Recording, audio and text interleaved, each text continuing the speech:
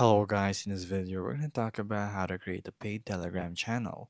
So the first thing you want to do is open up your Telegram, of course, and then top right corner there's going to be a right button right here, and then here you will see options such as new group, new contact, new channel. Press new channel right here and create a channel. Choose a name, choose a description, and press next. So we're only going to place test right here, press next, and then basically you want to keep it private.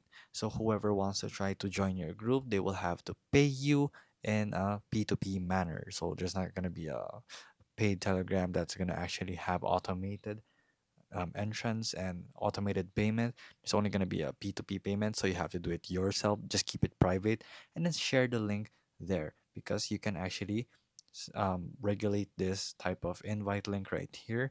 And then you'll be able to only get in people who have paid for your Telegram channel, basically. So there you go. That is how you create a paid Telegram channel here in Telegram. And it's just that simple.